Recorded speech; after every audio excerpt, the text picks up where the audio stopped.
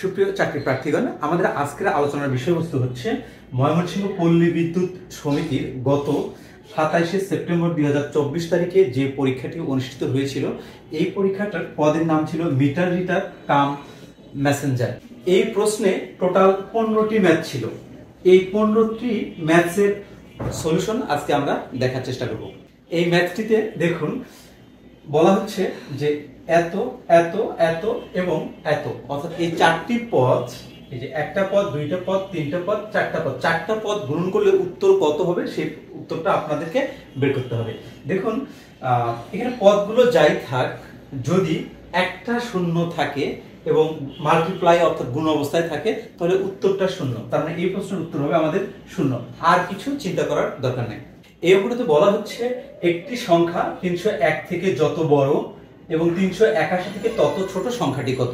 এই ধরনের ম্যাথ যদি আসে, আপনারা চোখ বন্ধ করে করবেন কি, এই যে সংখ্যাটা রয়েছে এবং এই যে সংখ্যাটা রয়েছে এই দুটো জাস্ট যোগ করে 2 দ্বারা ভাগ করে দেবেন। এখানে হচ্ছে 301 যোগ 381, এই দুটো যোগ করে 2 দ্বারা ভাগ করে দেবেন। এখানে ভাগ করলে এটা বোঝা যাচ্ছে 300 3 600, 300 এখানে হচ্ছে 681 আর 1 82, যোগফল হচ্ছে এটা, এবং 2 দ্বারা যদি আপনি ভাগ করেন তাহলে হচ্ছে 341 হবে, 341। এখানকার লিখিত অংশটা হবে, প্রথমে লিখবেন ধরি সংখ্যাটি x, সংখ্যাটি আমরা x ধরলাম। এখন বলছে একটি সংখ্যা 301 থেকে যত বড়, তাহলে একটি সংখ্যা যদি x হয় 301 থেকে যত বড়, তার মানে এইটা বড় 301টা ছোট। তাহলে আমরা লিখতে পারি শর্তে x - 301 এইটা হবে বলতে 381 থেকে তত ছোট। এই x সংখ্যাটা 381 থেকে তত ছোট, তার মানে 381 থেকে যেহেতু ছোটর কথা বলছে, সুতরাং 381 থেকে মাইনাস হবে, মাইনাস x। এবারে এই x আর এই x দুইটা একদিকে করে নেই, করলে 2x আসে। এই সংখ্যাটা এখানে দেখুন মাইনাস আছে, এই সাইডে গেলে প্লাস হয়ে যাবে, অর্থাৎ 381 যোগ 301 ভাগ হচ্ছে 2। এই 2 কেন, এই 2টা আমি ওইখানে পাঠিয়ে দিছি। তার মানে আপনারা দেখুন এই যে ফিগারটা, এটা কিন্তু আমরা যখন শর্টকাটে করছি প্রথমে অঙ্কটা, তখন কিন্তু এই ফিগারটা চলে আসছিল। এখন এটা ক্যালকুলেশন করলে মূলত এই 341 চলে আসে আমাদের। 1 থেকে 30 পর্যন্ত সংখ্যাগুলোর যোগফল কত, তার মানে এরকম 1 যোগ 2 যোগ 3 যোগ 4 এভাবে চলতে চলতে চলতে চলতে 30 এর কথা বলা হচ্ছে। তো এই সবগুলো পদের যোগফল কত হবে, প্রশ্ন হচ্ছে এটা। তো এই ধরনের যদি অঙ্ক থাকে তাহলে আপনার করতে হবে প্রথম পদ এবং লাস্ট পদ এই দুইটা যোগ করে দেবেন, তাহলে 30 আর 1 কত হয়, 31 হয়। তার মানে দুইটি পদের যোগফল 31। এখানে টোটাল কতটি পদ আছে, 30টি পদ আছে। দুইটা মিলে যদি একটি পদ হয় তাহলে 30টা নিয়ে কয়টা হবে, 15টি পদ হবে। তাহলে এর সঙ্গে 15 গুণন করে দেবেন। 15 আর হচ্ছে এই 31 যদি আমরা গুণন করি তাহলে এখানে 5 3 5 15 ইনটু এখানে 31, ক্যালকুলেশন করলে এখানে 5, এখানে 5 আর 1 6, এখানে হচ্ছে 4, অর্থাৎ 465। এই যে 465, এটা হচ্ছে আমাদের এই প্রশ্নের অ্যানসার। 3 6 11 18 27 এই ধারাটির পরের সংখ্যাটি কত। এই ধরনের যদি অঙ্ক আসে, ফার্স্টে আমরা করব কি, ধারাটি এখানে লিখে নিব, 3 6 11 18 এবং 27, পরের পদটি আমাদের কত এটা ফাইন্ড আউট করতে হবে। আমরা কি জানি যে ধারাগুলো মূলত যে কোনো একটা বা দুইটা কন্ডিশনের উপর ডিপেন্ড করে কিন্তু ক্রিয়েট করা হয়। তো এখানেও এই যে ধারাটা কোন কন্ডিশনের উপর ক্রিয়েট করা সেটা আমাদের ফাইন্ড আউট করতে হবে। ফার্স্টে আমরা চেষ্টা করব ব্যবধান দিয়ে ট্রাই করার। 6 আর 3 এর ব্যবধান হচ্ছে আমাদের 3 এবং 11 আর 6 এর ব্যবধান হচ্ছে আমাদের 5 এবং 11 আর 18 এর ব্যবধান হচ্ছে আমাদের এখানে 7 এবং 18 এবং 27 এর ব্যবধান হচ্ছে 9। তার মানে আমরা যদি এই ব্যবধানগুলো দেখলে কিন্তু বুঝতে পারি যে আসলে এই ধারাটা কিভাবে গঠিত হয়েছে। এইখানে এর সঙ্গে 3 যোগ করে এই 6 পেয়েছি, 6 এর সঙ্গে আবার 5 যোগ করে এই 11 পেয়েছি, সিমিলার ক্যাটাগরিতে 11 এর সঙ্গে 7 যোগ করে আবার 18 পেয়েছি। তার মানে ব্যবধানের ক্ষেত্রে এই ব্যবধানটা হবে 9 এর পরে কত হবে, এখানে 11 হবে, অর্থাৎ 3 5 7 9 11। তার মানে এই 11 এই 27 এর সঙ্গে যোগ করতে হবে, 27 আর 37 আর 1 38। তাহলে এই 38 হচ্ছে আমাদের এখানকার অ্যানসার। এই যে মিস্টার খ হচ্ছে এখানকার অ্যানসার। 11 থেকে 20 পর্যন্ত কতটি মৌলিক সংখ্যা রয়েছে। আমরা কিন্তু 1 থেকে 100 পর্যন্ত কতগুলো মৌলিক সংখ্যা রয়েছে সেই সূত্রটা জানি।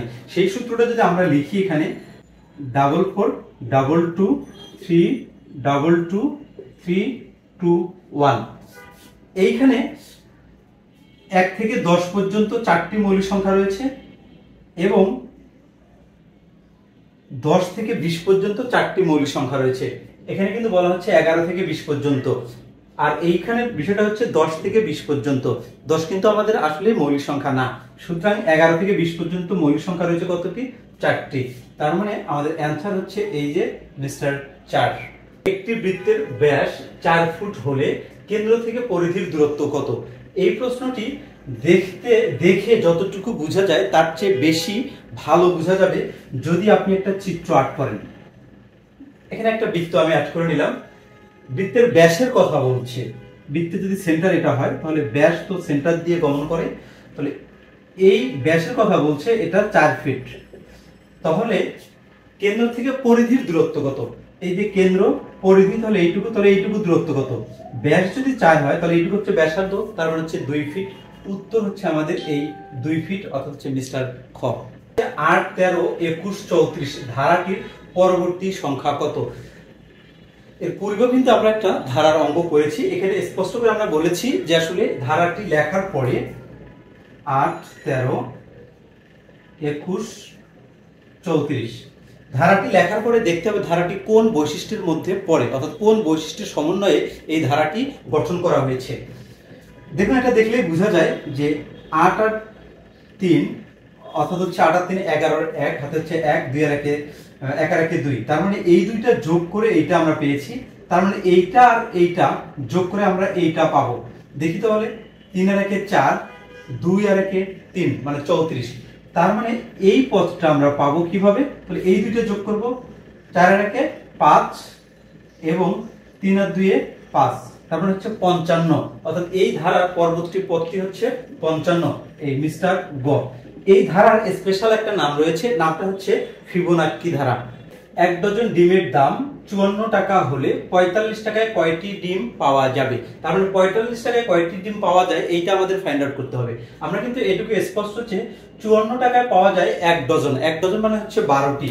তার মানে আমরা এখানে লিখতে পারি 54 টাকায় পাওয়া যায় 12টি ডিম, 1 টাকায় পাওয়া যাবে তাহলে কম, 12 ভাগ 54, তাহলে 45 টাকার কথা বলছে। এই যেখানে দেখুন 45 টাকায় কয়টি ডিম পাওয়া যাবে, তার মানে এর সঙ্গে 12 ইন্টু 45 ভাগ হচ্ছে 54, জাস্ট এইটা ক্যালকুলেশন করলেই অ্যান্সারটা আমাদের চলে আসবে। যদি আমরা এখানে 6 দ্বারা কাটি, এখানে 2 আসে, 6 দ্বারা কাটি এখানে 6 নং 54, 9 দ্বারা যদি 45 এ কাটি 5 নং 45, তার মানে হচ্ছে 5 দুগুণ 10, তার মানে এই 10টি ডিম পাওয়া যাবে। 45 টাকায় কয়টি ডিম পাওয়া যাবে? 10টি ডিম। উত্তর হচ্ছে এই যে মিস্টার গ। একটা পার্সেন্টেজের অঙ্ক দেওয়া আছে, বলা হচ্ছে 2/5 এর 25% কত? অর্থাৎ আপনাদেরকে লিখতে হবে 2/5 এর 25%, অর্থাৎ হচ্ছে 25/100। জাস্ট এইটা হচ্ছে আমাদের ম্যাথমেটিক্যাল ফর্ম, জাস্ট এটাকে কাটাকাটি করতে হবে। যদি এই 25 দ্বারা 100 কে কাটি এখানে 4 আসে, 2 দ্বারা যদি 4 কে কাটি এখানে 2 আসে, তার মানে এখানে 10, এখানে 5 আর এখানে হচ্ছে 2, যদি ক্যালকুলেশন করি 1/10 আসে। এখন এটাকে যদি আমরা দশমিকে কনভার্ট করি, যেহেতু 1 এর পরে একটা শূন্য আছে, দশমিকটা যেহেতু এখানে আছে, এটা এক ঘর সামনে চলে আসবে, অর্থাৎ 0.1। এইটা হচ্ছে আমাদের অ্যান্সার। তার মানে আমাদের এখানকার অ্যান্সার হচ্ছে এই যে মিস্টার ঘ।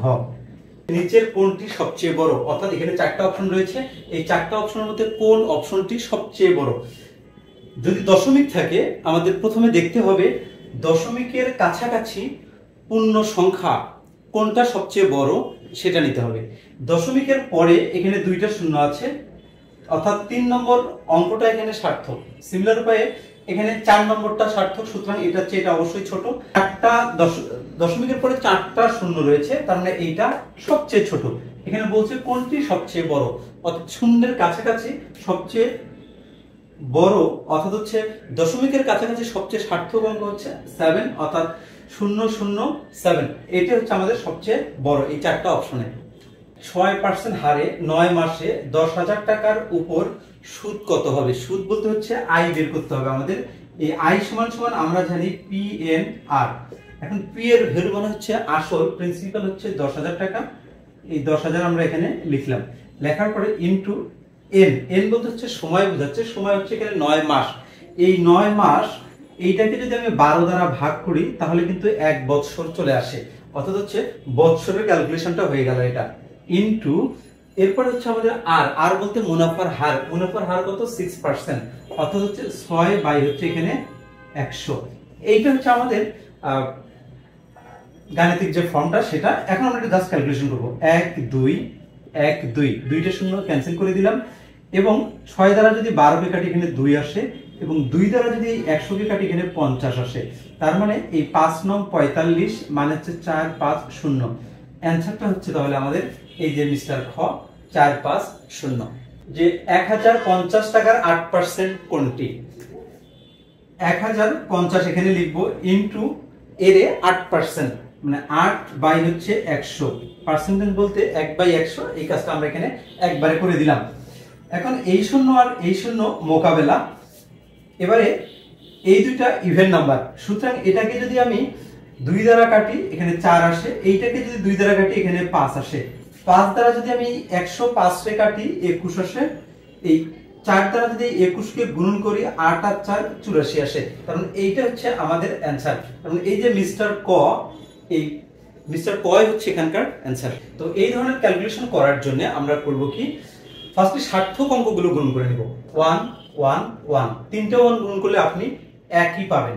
এবং এখন আপনি দেখবেন যে কত ঘর পর দশমিক রয়েছে। এখানে কয় ঘর? 3 ঘর।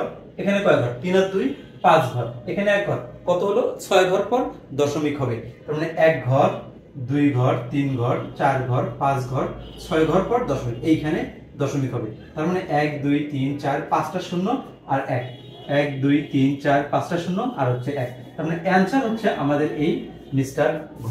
3 অঙ্কের ক্ষুদ্রতম সংখ্যা কত? 3 অঙ্কের ক্ষুদ্রতম সংখ্যা মানে হচ্ছে একটা 1 2টা শূন্য। যদি আপনাকে 4 অঙ্কের ক্ষুদ্রতমের কথা বলে তাহলে একটা 1 3টা শূন্য।